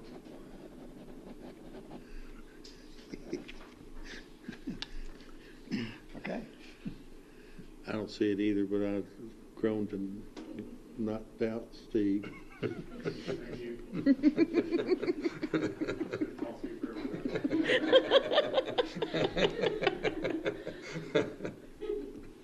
Are we going to get a refund from Hannon or a refund from Jay's? We have a amount from Jay that's actually going to be less than what that subtraction is. Less than 86,000? Then why don't we? It'll be fine. It'll be fine. All right. I don't know where we are. We need to vote, on please. that, on G. All in favor, aye. Aye. Opposed, no. That carries. H, it is hereby ordered that the McCracken County Tax Administrator will extend the deadline for filing 2024 net profit license fee returns from April 15th, 2025 until November 3rd, 2025. On March 5th, 2025, the Internal Revenue Service announced that an extension for Kentucky filers impacted by severe storms and flooding. So moved. Second. Any discussion? All in favor, aye. Aye. Opposed, no. That carries. All right. Let's see, where are we? Ordinance. Second reading, Commonwealth of Kentucky, McCracken County Fiscal Court, Ordinance Number 2025-02. An ordinance amending McCracken County Ordinance Number 2024-02 by making revisions to the proposed fiscal year 2024-2025 operating budget by modifications in receipts from jail, state, and federal funds, miscellaneous, insurance proceeds, opioid, drug forfeiture, E911 fee, state and federal grant and bond sale in strict compliance with the mandates of Kentucky Revised Statutes, Chapter 68. Summary. The present ordinance makes revisions to Ordinance 2024-02, McCracken County proposed fiscal year 2024-2025 operating budget pertaining to a modification in receipts from jail, state, and federal funds, miscellaneous, insurance proceeds, opioid, drug forfeiture, E911 fee, state and federal grant, and bond sale. Certification. It is hereby certified by the McCracken County Fiscal Court that the present summary represents an accurate official statement of the main points of and contents of ordinance number 2025-02. Public inspection. Ordinance number 2025-02 shall be available for public inspection in its whole and complete form in the McCracken County Judge Executive's office during ordinary business hours. So moved. Second. Any discussion? All in favor, aye. Aye. Opposed, no. That carries. Second reading, Commonwealth of Kentucky, McCracken County Fiscal Court, ordinance number 2025-05. An ordinance amending ordinance 2019-10 to permit the compensation of members of the McCracken County Tourist and Convention Commission. Summary. The present ordinance amends ordinance 2019-10 to include a provision for the monthly compensation of the members of the McCracken County Sports Tourism Commission. Certification is hereby certified by the McCracken County Fiscal Court that the present summary represents an accurate official statement of the main points of and contents of ordinance number 2025-05. Public inspection. Ordinance number 2025-05 shall be available for public inspection in its whole and complete form in the McCracken County Judge Executive's office during ordinary business hours. So moved. Second. Discussion? All in favor, aye. Aye. Opposed, no. That carries. First reading. It is hereby ordered that pursuant to KRS Chapter 67, the first reading of ordinance number 2025-03 shall be conducted in summary format as follows. Commonwealth of Kentucky, McCracken County Fiscal Court, ordinance number 2025-03. An ordinance amending the McCracken County zoning regulations as set forth in McCracken County Ordinance 2017-07 as amended by making revisions to the sections regarding cellular antenna towers, mobile food vehicles, and fee schedule. Summary. The present ordinance revises the McCracken County zoning regulations by amending 3 sections. First, the cellular antenna tower section is amended by adding a requirement for an updated structural analysis under certain circumstances. Second, the mobile food truck vehicle section is revised by eliminating certain time and regulatory constraints. Lastly, the zoning fee schedule is revised by updating prices and eliminating the requirement to submit hard copies of certain submissions. Certification is hereby certified by the McCracken County Fiscal Court that the present summary represents an accurate official statement of the main points of and contents of ordinance number 2025-03. Public inspection. Ordinance number 2025-03 shall be available for public inspection in its whole and complete form in the McCracken County Judge Executive's office during ordinary business hours. All right. Is there a motion to acknowledge that as a first reading? Motion. Second. First and second. Any discussion on it? Food truck, I didn't. What are we doing to the food mobile truck? So on the food trucks, when we first passed that, we had a requirement for the food trucks. They could only stay at one spot for 14 days. They had to notify me anytime they set up any place, because we wanted that to match the city's ordinance. Right. So we passed that on a Monday night, and the very following night, the city repealed that portion of their ordinance, which fell in line with KAR. They had revoked that requirement back in 2020 to allow that, took that time constraint off. So now the food truck can stay there permanently? Well, it could. That so far hasn't really shown to be a problem. There's one that's out in Lone Oak that's been sitting around for a while, but The coffee shop. And so then that one spot there across from Huck's by the mall, by Chick-fil-A, that's in the county, right? yes. But there hadn't been one there for, Because they have to move it in 14 days. but that food truck park closed down about 3-4 months after it opened. Yeah, that Maybe sounded- because they had to move it in 14 days.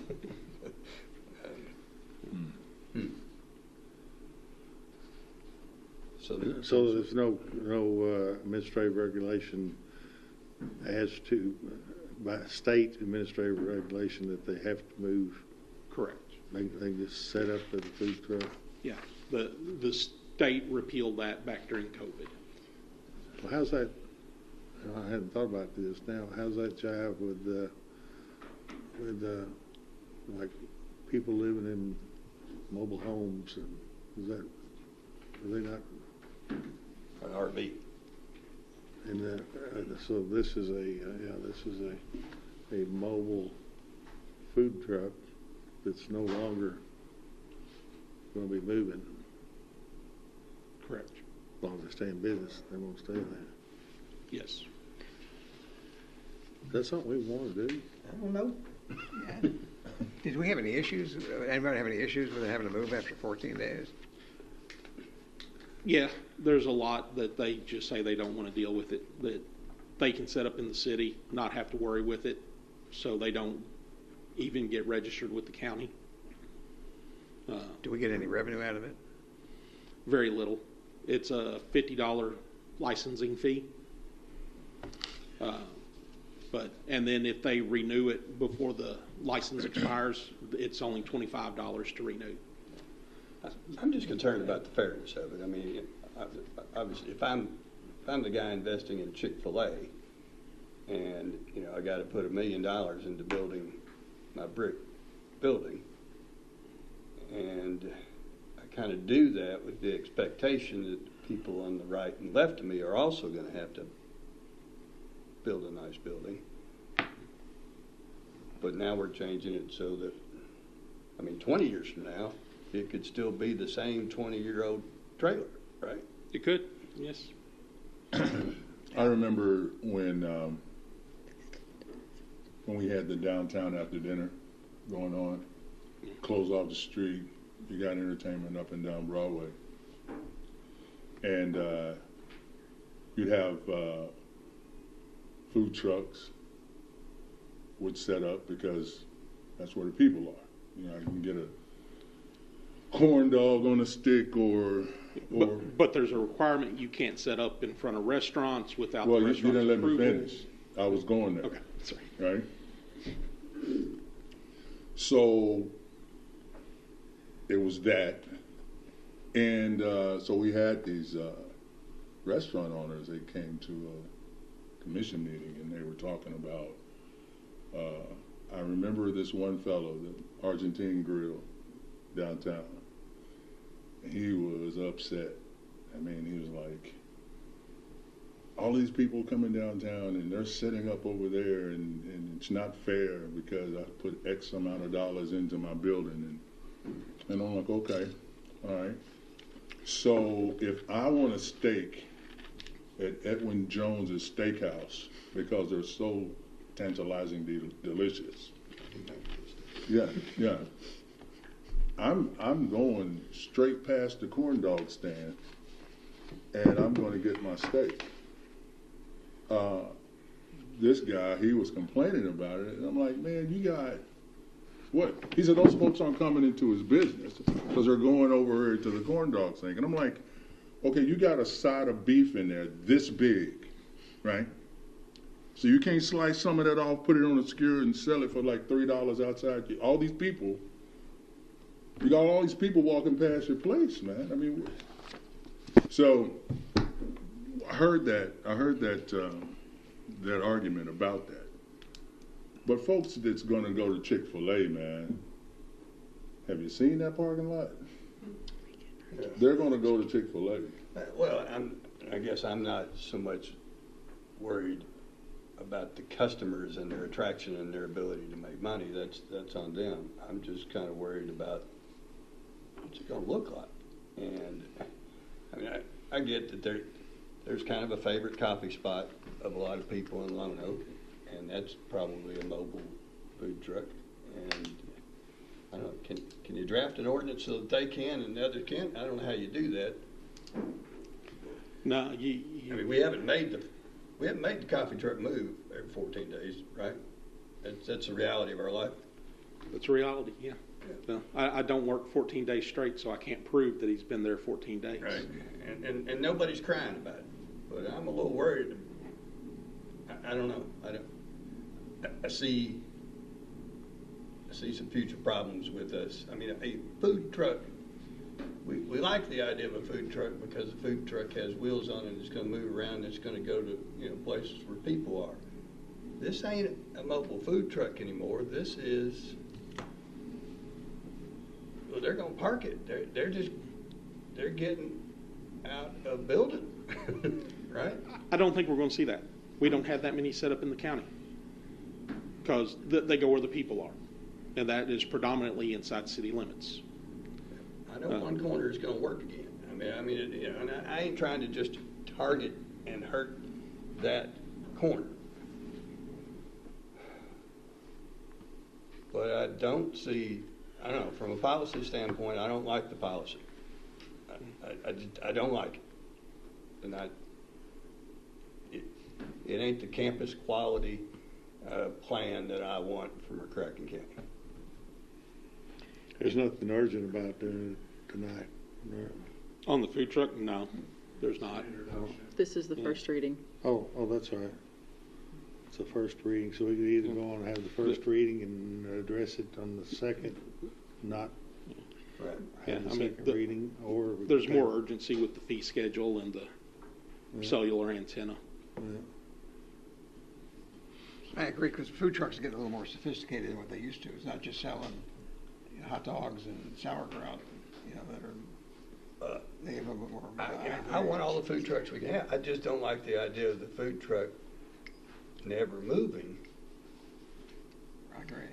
And So you're talking more like a food stand, right, not anything with wheels on it. I'm saying that this is a way for someone to get into the fast food business without complying with the Kentucky Building Code.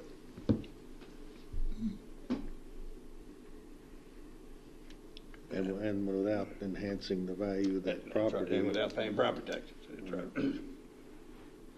Well, you want to adopt this as the first reading and then take it up on the second reading in 2 weeks, or you want to table the first reading?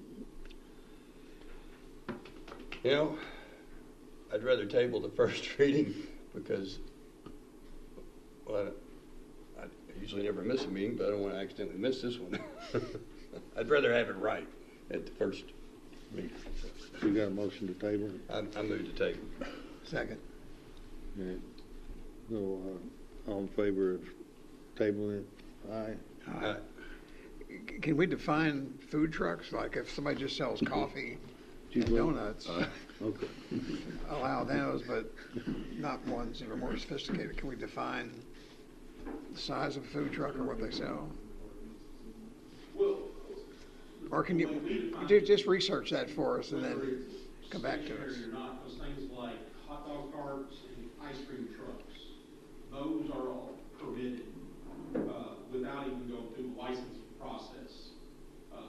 But if it's the mobile vehicle, then we don't distinguish as to the type of food other than the hot dog cart and the ice cream truck. Can you research if we can do that? Can you research that when we come back?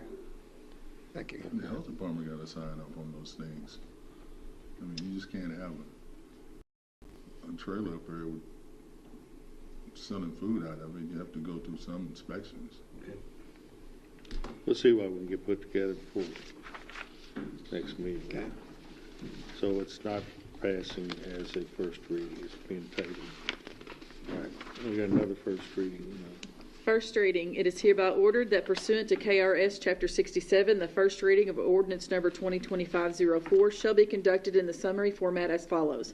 Commonwealth of Kentucky, McCracken County Fiscal Court, ordinance number 2025-04. An ordinance amending the McCracken County subdivision regulations as set forth in McCracken County Ordinance 2019-08 as amended by making revisions to the sections regarding final plat approval and the fee schedule. Summary, the present ordinance revises the McCracken County subdivision regulations by amending and revising 2 sections. First, the final plat approval section is amended pertaining to self-funded developer certifications. Further, it is amended by requiring curbs sidewalks within developments and removing the ability of the planning commission to waive them. Additionally, the subdivision fee schedule is revised by adding a submission rule for full site plans and eliminating the requirement to submit hard copies of certain submissions. Certification. It is hereby certified by the McCracken County Fiscal Court that the present summary represents an accurate official statement of the main points of and contents of ordinance number 2025-04. Public inspection. Ordinance number 2025-04 shall be available for public inspection in its whole and complete form in the McCracken County Judge Executive's office during ordinary business hours. Motion. Second. Any discussion? So this is a motion to acknowledge it as the first reading. Is there a second? There was a second. Okay. Any discussion about it? Okay. All in favor of it being the first reading? Aye. All right. That carries. And we got a resolution. A resolution of the County of McCracken County, Kentucky, opposing any bills brought forth during the 2025 Kentucky General Assembly session by any member of the Kentucky Legislature is in full or in part that provides for the mandated centralized collection of local occupational fees and taxes by the Commonwealth of Kentucky or other third parties. Whereas, under Section 181 of the Kentucky Constitution, the Commonwealth of Kentucky cannot impose or require a statewide occupational license fee or tax for local purposes, and whereas many cities and counties across the Commonwealth of Kentucky have enacted and imposed local occupational license requirements, and whereas the receipts affiliated with these funds are recorded into the general fund of the local government and allocated towards providing critical services, including police, fire, and emergency management services, public infrastructure improvements, and other programs and services to citizens, and whereas the County of McCracken County provides clear, transparent, and efficient payment reporting services to those impacted by occupational license fees and taxes, which is best accomplished at the local level by professionals who have local experience and local knowledge of our communities, and whereas the County of McCracken County strongly believes that mandated state or third-party collection of local occupational license taxes and fees would be detrimental, ineffective, and would have a severely adverse effect on the fiscal condition and economic development of McCracken County and all local government entities if mandated by the General Assembly of the Commonwealth of Kentucky. Now, therefore, be it resolved that the County of McCracken County strongly opposes the adoption of any bills into law, in whole or in part, by the Kentucky General Assembly that provide for the mandated centralization collection of local occupational license fees and taxes, and urges all members of the General Assembly to vote against proposals of this nature. This resolution shall have the full effect and force of the law upon passage according to the laws and ordinances of the Commonwealth of Kentucky on this 17th day of March 2025. Motion. Is there a second? No second. Don't hear a second. That's for lack of second then? All right. Can I comment on it? Okay. I checked today with Stephen Rudy, the leader of the House, and he said that this bill is dead for the session. It didn't even get a committee hearing. There was no support for it at all. And they've done the bill passing portion of the session, so it's not going to pass. I'll second the motion, and I'm going to I'll second the motion to approve it, and then I want to make a motion for an amendment for it to make it more relevant. Okay. We do have a second on the motion now. Okay. I'd like to propose an amendment that says, instead of saying during the 2025 session, we say any session, and take it out the 2025 to say any session, because it's irrelevant for the 2025 session, but more than likely there's going to be a task force appointed, or it will be studied during the interim, and CAECO wants to work with the legislators to try to find out what the issues are, to try to resolve them in a way that doesn't have the state collect all the money. So in that first line, say, any bills brought forth during any Kentucky General Assembly session instead of the 2025. I make that motion for that amendment. Okay. Then it'll be more relevant with what probably is going to happen. Is there a second on the amendment? Well, before I do, I have a couple of comments on this before we do that. Okay. I too, I was on the phone with some guys from Frankfurt, and it's going to be a challenge coming to a consensus on this. The question I have is the language we have in this resolution referencing Section 181 of the Constitution, because that talks about putting a tax on the counties, and I don't, reading that section, reading House Bill 253, I don't see where that's the case.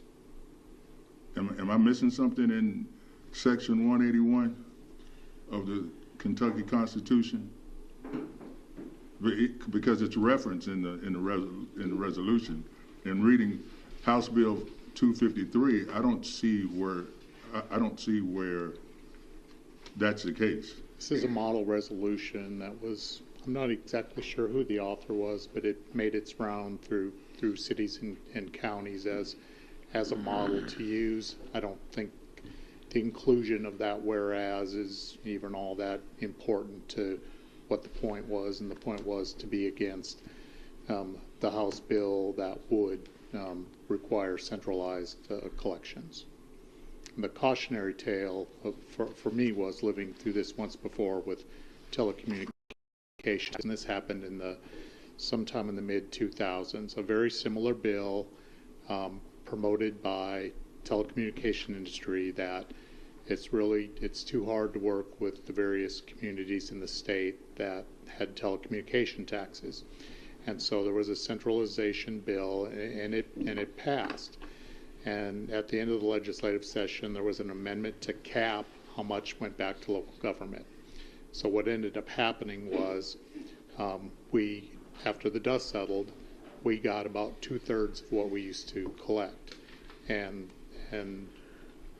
because the state decided to distribute the proceeds at the very last minute, a bunch of cities and counties that didn't have the tax, they enacted the tax. And while they never really collected anything, they got a piece of that pie coming back. Counties and cities that didn't have any telecommunication industries in their communities contributing to it passed the tax, even though there was no company there that was paying in, and the state shared the money with them. And then so we weren't made whole. When the dust settled, the state kept the money, and they distributed the money to some cities and counties that never had the tax. And so we ended up losing about 1/3 of the revenue source from that. So you're afraid that may happen again? It's what happened before, and I think for people that have been around a long time and have lived through one or two of these, it's that concern. Plus, is the state really prepared?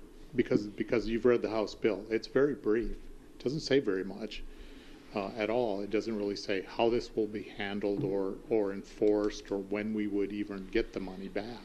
Well, I'd go a little bit deeper into that, and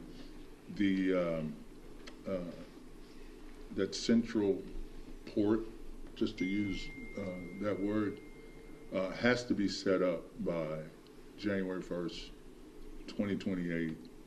The Department of the Treasury will oversee that. Some of the people I talked to saw that it could enhance economic development because it's all centralized. I talked to another guy that he asked if we have a transit room tax, which we do, and we use that for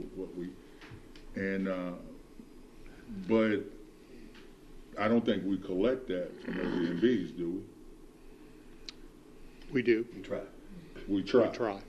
Right, and that was the language used during that conversation. They're not any better at it, but right. They are at stake. So I think there's some other information out there that personally I need to and I get it. When you've been burned once, you kind of I don't know if I want to do that again. But that doesn't necessarily mean it's a bad move. But there's not. You're right. There's not a lot of information out there. So I don't. It's been my experience that when you make decisions and you don't have the information you need, it's usually a bad decision. So I have no problem with what you're saying, Commissioner, but I'm not going to vote one way or the other on it until I get more information that satisfies my curiosity. So I think The bottom line is, if they do something, we're going to lose money because we enact a tax, and they're going to collect it. And then they shoot us a check. And then they're going to take money out of that to pay 25 employees to send the money back to us. Well, I mean, and the paperwork of the companies is the same. They still have to, Jim Smith Construction still has to keep track of what 20 counties his employees worked in, and what counties get the tax. And instead of sending the tax to 20 counties, it's going to send one to the state. The state will probably keep.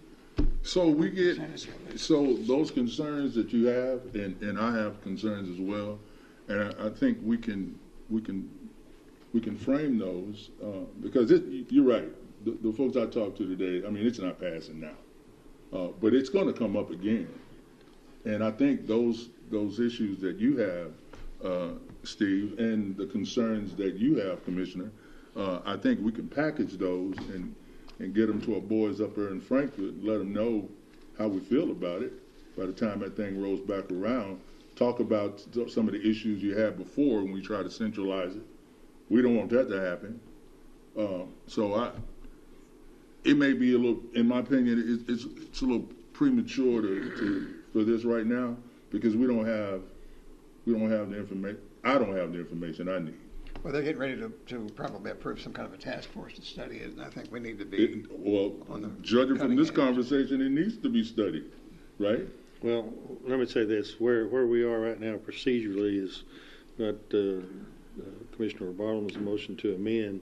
We don't have a second on that. Normally, we wouldn't have any discussion on the motion to amend at all until we have a second. I got you. So we need to have a second, or it dies for lack of a second, or we did get the second, incorporate that discussion, and then if we're done talking about it, we can vote on it. Does anybody want to second his motion to amend to say any session of the General Assembly? Oppose it in any session? No second. Your amendment does not carry then.